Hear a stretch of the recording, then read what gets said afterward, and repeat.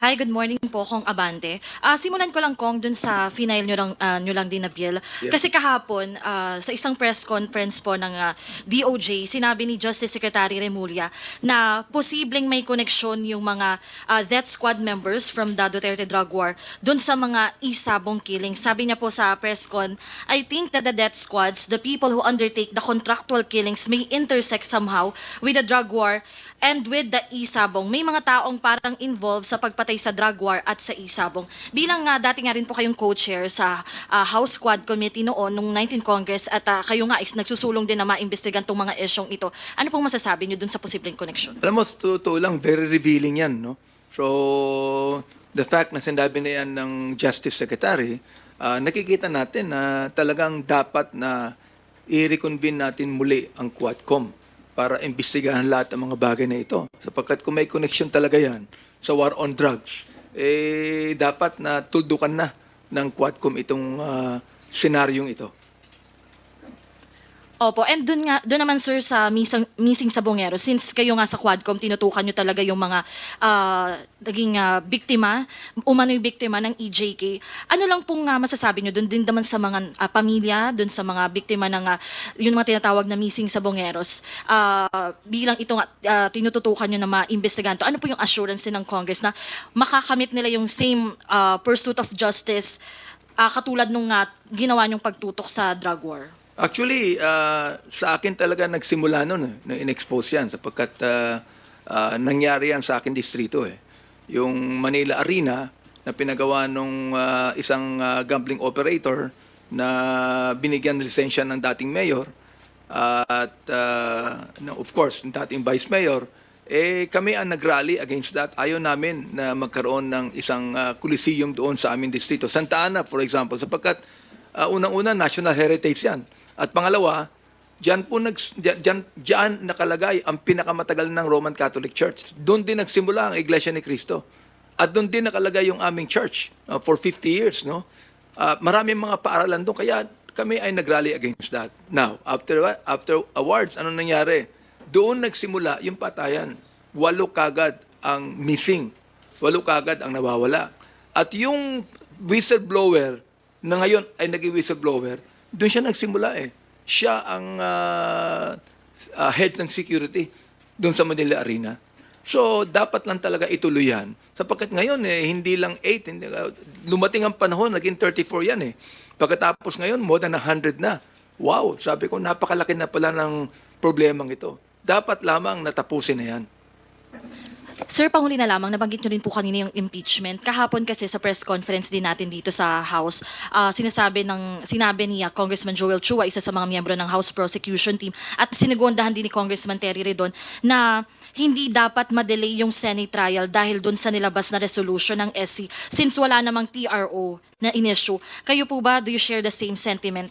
Yes, I do. In fact, sinabi ko na, no, na buong-buo ang kumpiyansa namin. Ako, for example, na legal, makatarungan at naaayon sa konstitusyon ang proseso ng impeachment. Hindi na po dapat i-delay ito. Hindi ito gawa-gawang reklamo. Naniniwala po ako, kahit hindi ako kasama sa prosecutor's team, naniniwala ako na ang prosecutor natin handang-handa. Handang-handa na ilabas lahat ng mga dokumento laban sa ating Vice President sapagkat inimbestigahan po yan ng Quadcom, inimbestigahan ng Committee on Good Government, nakita po natin lahat yan, public na release po yan. Kaya't ang pagsasampa na kasong impeachment laban sa Vice President ay hindi isang desisyon na minadali. Mahigit 215 miyembro ng Kamara ang lumagda sa Articles of Impeachment. Ibig sabihin, malinaw ang pananaw ng majority ng mga congressman.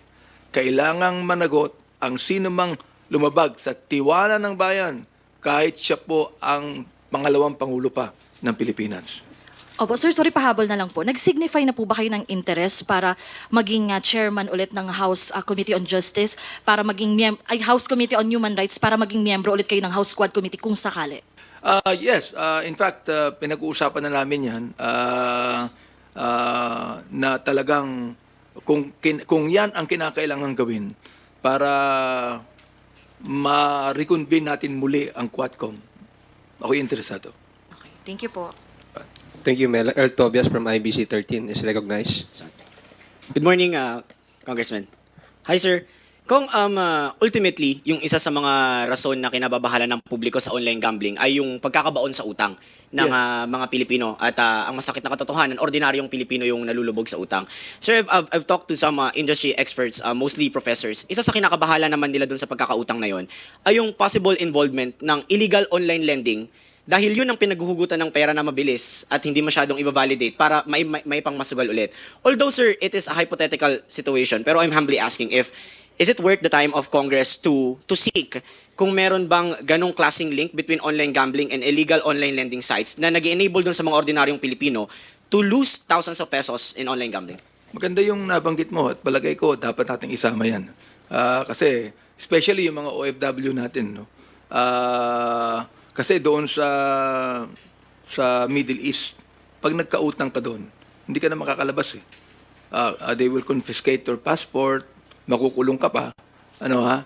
At nakita natin na may mga testimony tayo na nagbalik dito ng OFW, walang dalang pera. Bakit? Sapagkat siya ay nalulong sa online gambling. Kaya dapat nating talagang tapusin tong online gambling na ito. Sir, would you consider it also dehumanizing na ang market kasi ay yung mga kababayan natin na medyo nasa laylayan ng lipunan at possibly hindi nila naiintindihan yung mga pinipindot nila but then legal yung ganitong klaseng negosyo? Yes, maganda yung binanggit mong dehumanizing sapagkat nasabi ko nga ilan bang yumaman sa online gambling? 'Di ba? Wala pa nga 1% ng mga nagga-gambling na ganyan yumaman eh. Karamihan ng mga nag-online gambling mahirap eh. At lalo naghihirap sapagkat nagiging addictive yan eh sa kanila. So, I mean, ano pang gagawin natin, 'di ba? Napakalaki ng social cost, napakalaki ng human cost na ginagawa niya sa ating lipunan. Oo. Kaya dapat na talagang itigil na ito.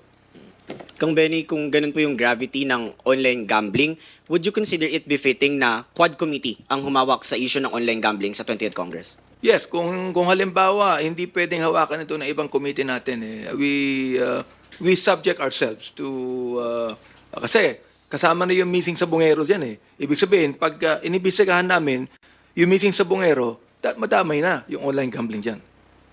Thank you, Congressman. Last question from my end. Mabibigat po yung mga issue na nakapila ngayon. May missing sa bungeros, may online gambling. So parang after ng Pogo, part 2 ng telenovela ng Quadcom. If ever, sir, your colleagues rally behind you as the lead chairman of the Quad Committee, would you accept the challenge, sir? Yes, of course, I will. Oo, definitely. Sir, why? Considering na it's also the Quadcom that you said from the previous hearings na naglagay sa inyo sa spotlight sa allegations, accusations, sir? Kasi sinimulan na namin eh. Sinimulan na namin ng 19 Congress. Marami na kami napag-usapan dyan. Marami na tinalakay yan, no? At naniniwala akong hindi pa tapos eh. Oo, sapagkat tatlo yung aming pinag-usapan yung Pogo, yung drugs, yung EJK. Nakita natin yung missing sa bungeros na yan, that's an EJK problem eh. Oo. Ngayon, nakita natin na nakapagkumpiska na naman sa airport ng mga shabu na nanggaling sa abroad. Ibig sabihin, talagang malayo pa ang solusyon sa drugs. Ano? Kinakailangan tukuyin pa natin ito. Oo. At gayon din naman sa Pogo. At this point in time, nakita nyo, nabuwag na yung mga malaking Pogo hub sa Pampanga and Tarlac. Ano nangyari? Lumiit naman sila. More than 10,000 pa ang may Pogo hub na maliliit sa buong Pilipinas. At 4,000 lang ang dineport ng mga Chinese. Samantalang nakita natin in the past na more than 300,000 illegal Chinese ang nagpunta rito. Pero 4,000 lang ang ating dineport. Nasaan na yung karamihan? See that? So kinakailangan talaga pag-usapan na tutukuyin natin to. Thank you, Earl. We acknowledge Joy Cantos from Filipino Star ngayon. Good morning po, Kong. Sir, any comment lang po dun sa mga politician and celebrity endorser na nag-endorse po ng mga online gambling, sir? Would they be held criminal liable if they are aiding and abetting illegal activities kung mapatunayan po ng mga illegal pala yung online gambling sa mga website po? We will look into it, no. Wala pa akong pwedeng sabihin ngayon. We'll still find out kung sino yung mga involved diyan. Pero palagay ko, pag nangyari ito, siyempre tatamaan kahit sinong politician, di ba? Meron pong isang congressman ng Cebu na inalok daw po ng 300,000 just to endorse pero hindi po niya kinuha, sir. Dinecline po niya. Maraming salamat naman sa ganun. Kapag na-convene na namin yung Quadcom at alam ko na kung sino yung may iba mga chairman na kasama dito, ay pag-uusapan namin. No? Pag-uusapan namin. Kasi hindi lang naman ako ang magde-decide niyan. And that would also be a consensus decision of the other chairman of the committees na involved sa Quadcom. Pag-uusapan namin lahat yan. Sir, baka lang may comment kayo na dun sa operations ng PCG sa Taal Lake, human bones were found. Yeah, yun sa Philippine Coast Guard sa Taal. Oo. Nakakaano nga sabi ko nga kanina, this is a modern horror story, no? Na for the very first time sa ating pagtalakay ng mga krimen na ganito, meron palang nangyayaring ganyan. Oo. Dapat lamang na talagang isulong natin ang investigation tungkol dito. And I believe that Congress ought to be a part of it, particularly yung oversight committees natin, no? Na dapat talagang tuldukan to sapagkat thing is kinakailangan pakialaman na pakialaman na Thank you, Tina. Bibian Gulia from ABS-CBN is next. Good morning, Kong Abante. Here. Opo, may I get your comment dito sa utos po ng Korte Suprema sa House of Representatives? Sinabi po na provide the basis and authority of the Secretary General to refuse the transmittal of the complaints for impeachment to the Speaker of the House of Representatives for inclusion in the order of business within 10 session days from the time it was properly endorsed by a member of the House of Representatives. Does it mean po may assumption na yung Supreme Court na hindi na-transmit within 10 session days yung Actually, complaints? ako lang, I really respect the wisdom of the Supreme Court on this, no? Ang ano naman the Supreme Court naman gusto lang nilang malaman to be informed properly on what is happening, no, sa impeachment process. Sa atin dito sa Kongreso, naniniwala ako that the impeachment process must continue. Continuing naman to hindi naman to kasama sa tinatawag nating legislative mill but it's a continuing process. Dapat lamang na wag nang i-delay ito ng Senado. We submitted that impeachment complaint to them. O nabasa po nila yan at nakita po nila na talagang dapat imbestigahan. So, I think that the Congress has done its part, constitutionally speaking. Base po sa mga hinihinging impormasyon ng Korte, parang gusto rin po silipin kung nagkaroon ng sapat na panahon yung mga congressman na pag-aralan yung mga charges doon sa articles of impeachment bago po nila ito pinirmahan. I believe so. Nagkaroon po, tinatanong po kung kailan daw po natanggap yung copy ng draft articles at kung nagkaroon nga po ng sapat na panahon, nagkaroon po ba, sir? Sa akin sarili, ako nagkaroon ng pagkakataon. Hindi naman ako pipirma kagad na hindi ko alam pinipirmahan ko.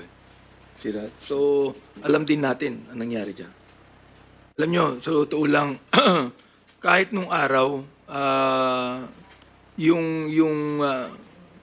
yung weteng, di ba? Underground operation yan. So, anong ginawa ng PAGCOR? Nagtayo sila ng numbers game. Di ba? Pero nawala ba yung weteng? Hindi. Nawala ba yung masyaw sa Bisaya? Hindi rin. In fact, ginamit pa nila yung numbers game na yung mismong panalo mga number nang gagaling sa numbers game.